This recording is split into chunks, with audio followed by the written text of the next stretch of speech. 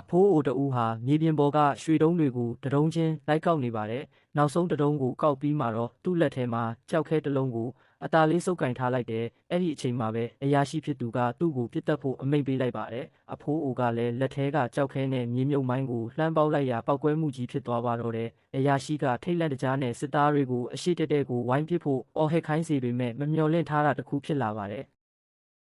အဖိုးအိုကတန်အိုးတစ်လုံးကိုအကာအကွယ်လုပ်ပြီးကြီးစံတွေကိုပိတ်ဆို့လိုက်တာပါအဲ့ဒီမြင်ကွင်းကိုသာကပတိန်အမေရိကမြင်ရင်တော့ခမည်းကတော့တကယ်လူထူးလူဆန်းပဲလို့ချီးကျူးရလောက်ပါတယ်အဖိုးအိုတေးပြီးအထင်နဲ့အရာရှိကပြစ်ခတ်မှုကိုရက်ခိုင်းပြီးစစ်သားတယောက်ကိုအစစ်ဆေးခိုင်းပါတယ်ဒါပေမဲ့စစ်သားအနားမရောက်ခင်မှာပဲမြေမြုပ်မိုင်းတစ်ခုပေါက်ကွဲပြီးအဲ့ဒီစစ်သားနေရာမှာတင်ပွဲချင်းပြီးတေးဆုံးသွားပါတယ်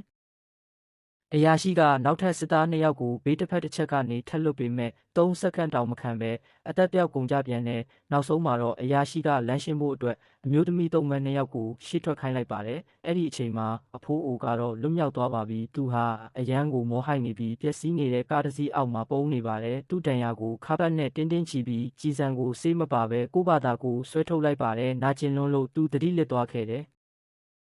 ရန်သူစစ်သားတွေနဲ့အနံ့ခံခွေးတွေအနားရောက်လာတဲ့အတန်ကြားမှသူနိုးလာပါတယ်သူဟာရွှေတွေကိုအမြန်သိမ်းပြီးကားအောက်မှာပြန်ပုံးလိုက်ပေမဲ့ခွေးကသူ့သွေးနံ့ကိုရသွားပါတယ်အဖိုးအိုကရန်သူချစ်ကားအောက်ကိုသွားပြီးစီတိုင်ကြီးကိုဓာတ်နဲ့ခွဲကသူ့ကိုယ်ပေါ်ကိုဓာတ်စီတွေလောင်းချလိုက်ပါတယ်အနံ့ပြောက်မယ်လို့ထင်ခဲ့ပေမဲ့မှားသွားပါတယ်ခွေးကဓာတ်စီနံ့ကိုပါရပြီးဟောင်ပါတော့တယ်စစ်သားတွေကားကိုရက်ပြီးရှာဖွေနေတော့အဖိုးအိုကမျက်စိကိုအပြေးလေးထွက်ပြေးပါတယ်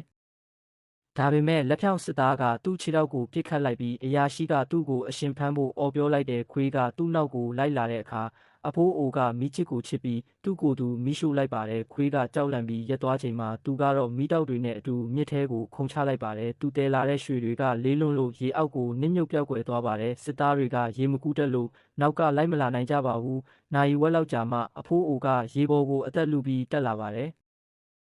သူ့ခေါင်းပေါ်လာတာနဲ့လက်ဖြောင့်စစ်သားကထပ်ပစ်လိုက်ပြန်ရာရေထဲမှာသွေးတွေနီးရဲသွားပါတယ်။အရာရှိကရွှေတွေကိုဆယ်ဖို့ရေငုပ်သမားတစ်ယောက်ကိုလွှတ်လိုက်ပေမဲ့အဖိုးအိုကအဲ့ဒီလူရဲ့လက်တွင်းကိုလှီးဖြတ်ပြီးအောက်ဆီဂျင်ဘူးကိုလူယူလိုက်ပါတယ်။လှေပေါ်ကစစ်သားတွေကြောက်လန့်နေပေမဲ့အရာရှိကနောက်ထပ်လူတွေကိုထပ်လွတ်ပါတယ်။ဒါပေမဲ့2စက္ကန့်အတွင်းမှာပဲရေပြင်ကသွေးရောင်ထပ်လွှမ်းသွားပြန်တယ်။စစ်သားတွေကြောက်လန့်တကြားဆုတ်ခွာနေတော့မှသူတို့အချင်းချင်းမှားယွင်းပစ်ခတ်မိပြီးစစ်သားတစ်ယောက်သေဆုံးသွားပါတယ်။လက်ဖြောင့်စစ်သားကဆက်တနက်ကြီးနဲ့တရားဆက်ပစ်ခတ်ပေမဲ့အဖိုးအိုကတေဆုံးသွားတဲ့စစ်သားအလောင်းကိုဒိုင်းဖြစ်သုံးပြီးထွက်ပြေးသွားပါတယ်အရာရှိကတော့ကြောင်ကြည့်ကြံခဲ့ပါတော့တဲ့အဲ့ဒီအချိန်မှာပဲအဖိုးအိုရဲ့အိမ်မွေးခွေးလေးပြန်ရောက်လာတာကိုမြင်တော့အရာရှိကအကြံတစ်ခုရသွားပါပြီဒီခွေးလေးကိုသုံးပြီးအဖိုးအိုနောက်ကိုလိုက်ဖို့သူပြင်ဆင်လိုက်ပါတယ်